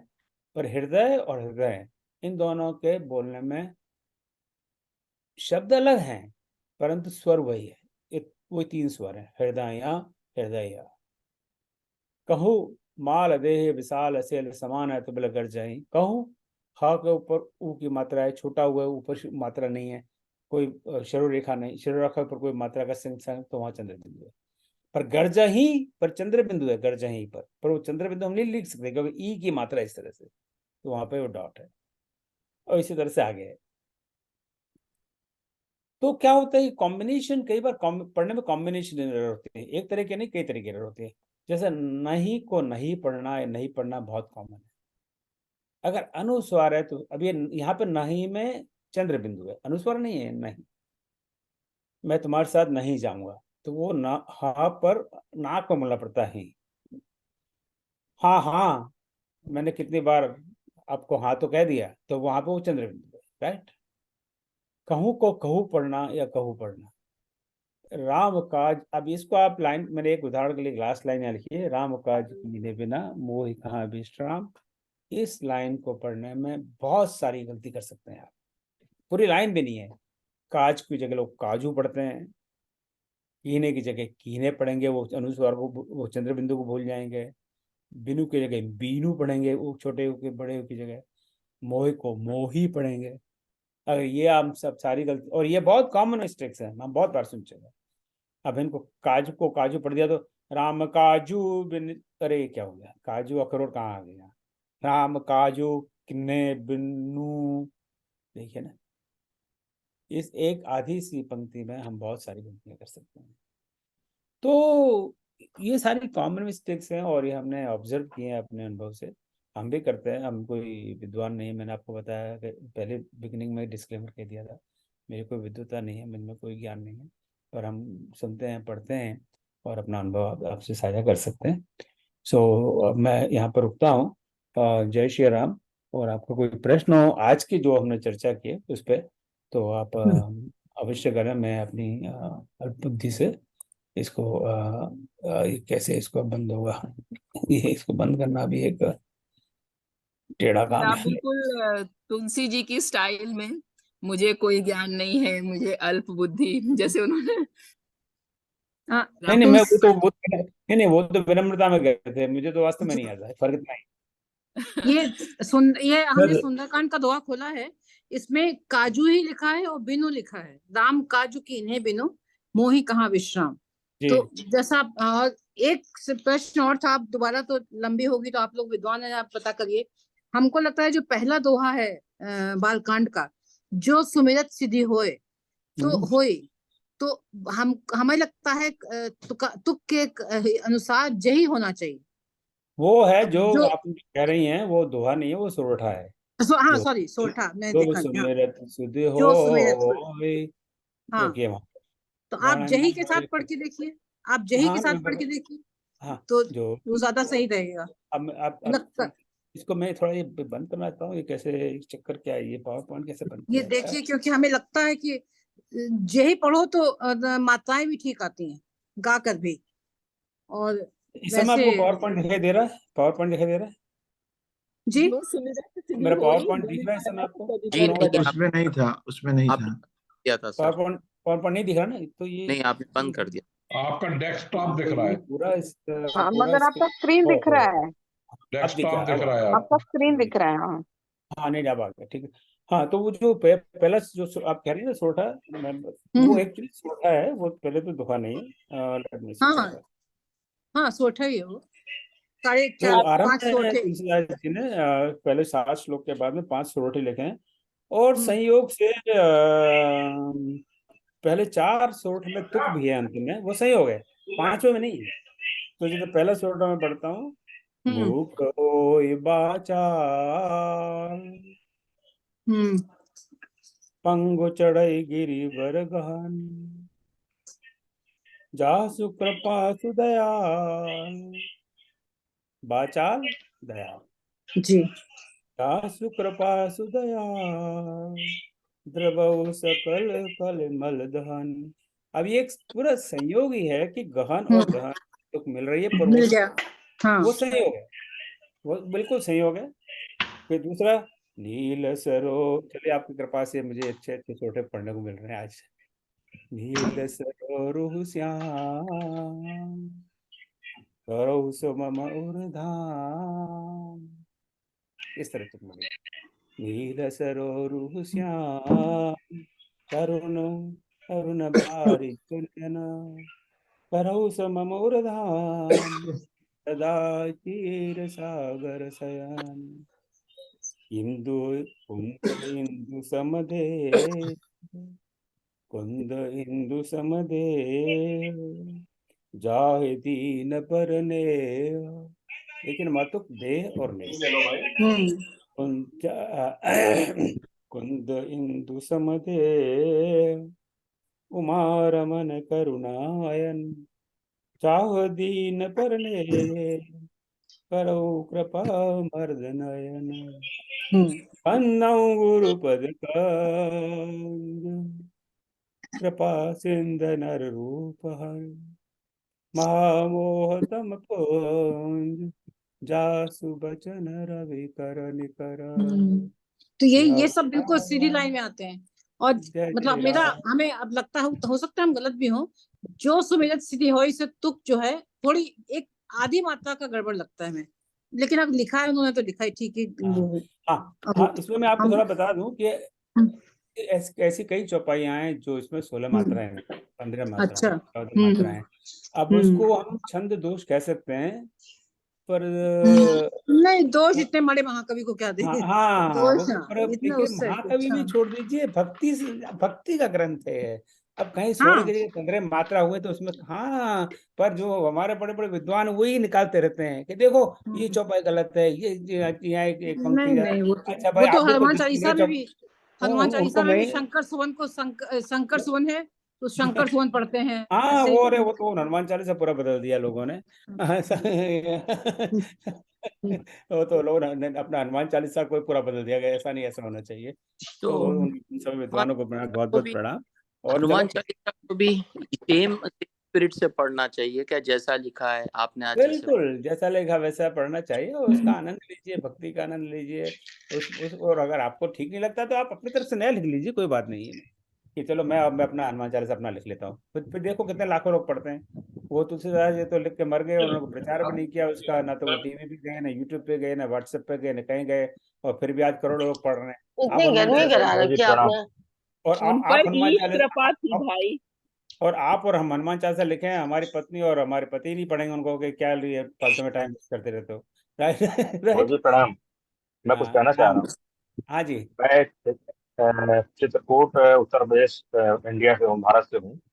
जी जी जी और जैसा कि आपने शुरू में बताया कि तुलसीदास कृत जो मूल रामायण है वो कहीं देखने में नहीं आती, तो जी। उसके लिए एक बार आपको चित्रकूट पधारना पड़ेगा। यहाँ पर उसकी कई कांड भारत सरकार द्वारा संग्रहित करके रखे गए हैं, उसके दर्शन मैं आपको करवा सकता हूँ। अरे ये तो बहुत बड़ी कृपा होगी आपकी। मैं अवश्य आप पहले आपके दर्शन करूंगा और फिर और बाबा दूसरी चीज तुलसीदास मैं जी कहना के चाह रहा हूँ कि जो ये दर्शन रामचरितमानस करूंगा। कच्ची है, उन्होंने लिखी है महाकवि तुलसीदास जी ने, उसमें अवधि के साथ साथ बुंदेलखंडी भाषा का भी प्रचुर मात्रा में प्रयोग किया गया। हाँ बिल्कुल बिल्कुल ये तो है ही क्योंकि उन्होंने जितनी भाषा चित्रकूट जो बोलियां है हैं। भगवान राम की कर्मस्थली थी, जहाँ उन्होंने 13 वर्ष वनवास में भी बिताए। तो 13 वर्ष तो वो चित्रकूट में ही रहे, सारा उनका कार्यस्थल यहीं पे रहा, यहीं पे सब कुछ हाँ हुआ। बिल्कुल हमें मिला मिला था और इसलिए सौभाग्य चित्रकूट आने का। 4-5 वर्ष पहले आए थे, तो चलो दोबारा आएंगे। आप वहीं रहते हैं गुप्ता जी, चित्रकूट में? हाँ, चित्रकूट से बात 30 किलोमीटर दूर है, चित्रकूट क्षेत्र का ही एरिया है, बहुत बढ़िया। वहीं चलिए रहता हूँ मैं। राम जी ने क्या चाहा हो तो गया? तो आपके दर्शन होंगे। चलिए आपको सबको बहुत बहुत धन्यवाद आज जुड़ने के लिए इसमें। अब अगले सप्ताह मैं एक मैसेज डालूंगा अपने सारे ग्रुप में। अगर आप कुछ पढ़कर यहाँ पे सुनाना चाहें और इस उद्देश्य के साथ कि मैं कुछ गलती कर रहा हूँ या गलती कर रही हूँ, तो हमें आप बताइए कि दो दोहे कि मतलब अयोध्या कांड दोहा 142 से 144 समथिंग, वो मुझे भेज के दीजिए। और अगले सप्ताह और बाकी 2 सप्ताह हम उसमें आप बोलेंगे। अगले सप्ताह मेरा कुछ निश्चित नहीं है, मुझे कुछ बाहर जाना है, पर हमारी विनीता जी होंगी, वो बड़ी विदुषी हैं, उनको बहुत ज्ञान है और आप सभी ज्ञानी हैं और उस पर हमें हमारा कोई उद्देश्य किसी का दोष निकालने का नहीं है। ये बिल्कुल बदमन में से बात निकाल दीजिए। इस मंच पे आप कई लोग मित्र, नए मित्र आए, आपका बहुत बहुत स्वागत है। ये सब मंच सबका है, यहाँ पे सब बराबर है। ये राम जी का मंच है, राम जी का मंच में सब बराबर है, ना कोई बड़ा ना कोई छोटा। तो हम सब बराबर हैं, ना कोई किसी का दोष निकालते हैं, सब आपस में एक दूसरे से सीखना है। ये यहाँ की इसकी भावना है। तो ऐसा आपका कोई मन हो तो आप लिख के व्हाट्सएप ग्रुप से डाल दीजिए कि हम फला कांड कुछ कर, और संभव हो तो उनमें एक आध सोरठा बीच में हो तो ज़्यादा उचित रहेगा, क्योंकि सोरठा में ज़्यादा दिक्कत होती है पढ़ने में। तो उस पर आप पढ़िएगा, बाकी लोग सुनेंगे और उस पर टिप्पणी करेंगे, और ताकि हम सब सीखेंगे। ये इसके पीछे भावना है। और कोई प्रश्न आपका? ओम चलिए जी बहुत एक बहुत धन्यवाद। हाँ कहिए बलदेव जी। हाँ ओम जी बहुत सुंदर है, बहुत सुंदर जो आप बताए हैं। हमारे यहाँ तो बहुत अक्सर ये गलतियां होती है, क्या तो हुआ? अगर आप ये प्रेजेंटेशन मुझे भी भेज सके तो मैं यहाँ थोड़ा होम सा में यूज लेट। करूंगा अपने सत्संग में। अभी रिकॉर्ड हो रहा है हमारे यूट्यूब पर, तो इसको मैं जब ये हो 2-3 दिन लगते हैं इसकी यूट्यूब बनने में। जैसे आएगा आई सेंड एवरीबॉडी, सही अपने सारे ग्रुप में पोस्ट कर दूंगा, ताकि बहुत सभी अच्छी लोग ये बात। दोबारा सबको भेजिए तो अच्छा रहेगा, ताकि हम हाँ लोग हाँ सुन के। बिल्कुल। हाँ हाँ आराम से। जी। और कोई प्रश्न टिप्पणी आप?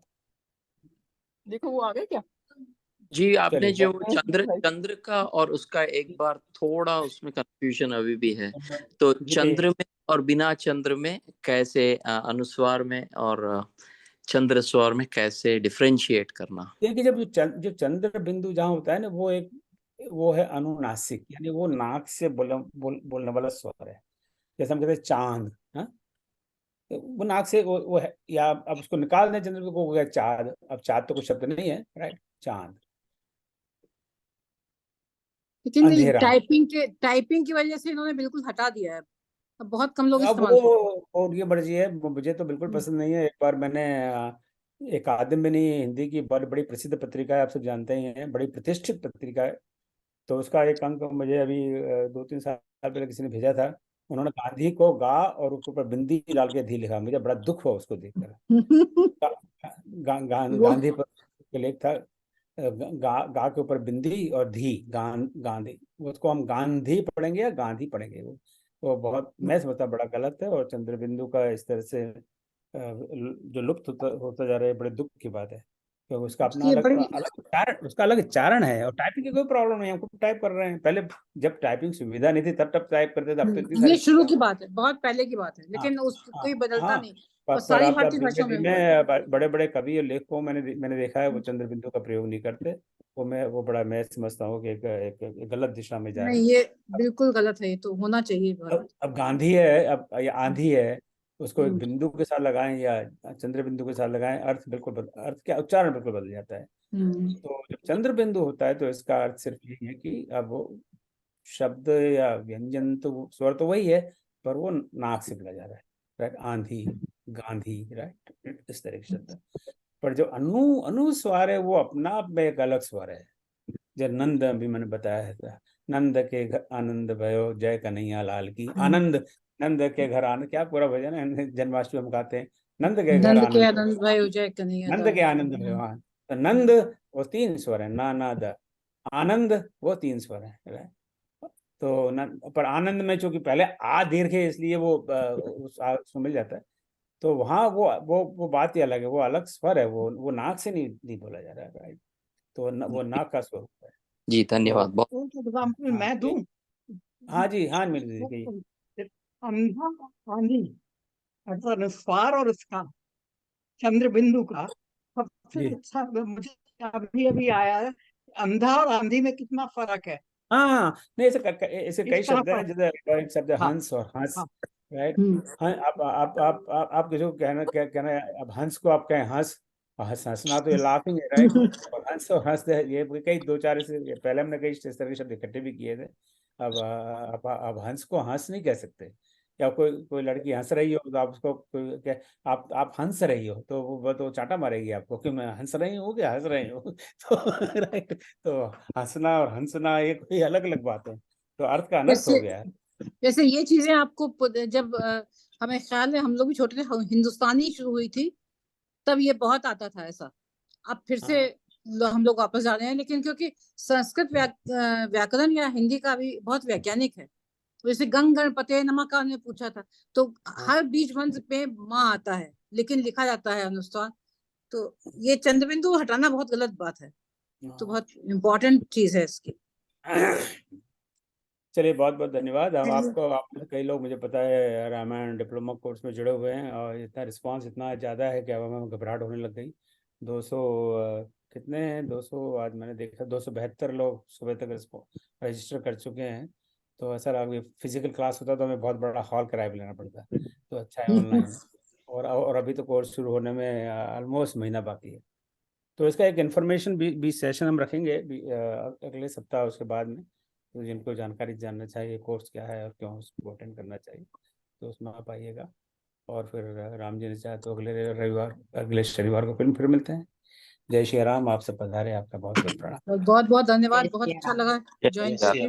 सभी को राम राम सीताराम। जय श्री राम। ओम जय श्री राम। सर्वेषां स्वस्तिर्भवतु, सर्वेषां शान्तिर्भवतु, सर्वेषां पूर्णं भवतु, सर्वेषां मङ्गलं भवतु।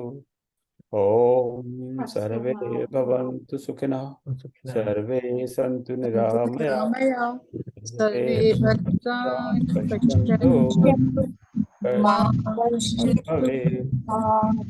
ओम अस्तु मा सद्गमय, तमसो मा ज्योतिर्गमय, मृत्योर्मा मृत्युर्गमय। ओम शांति शांति शांति शांति। जय श्री राम।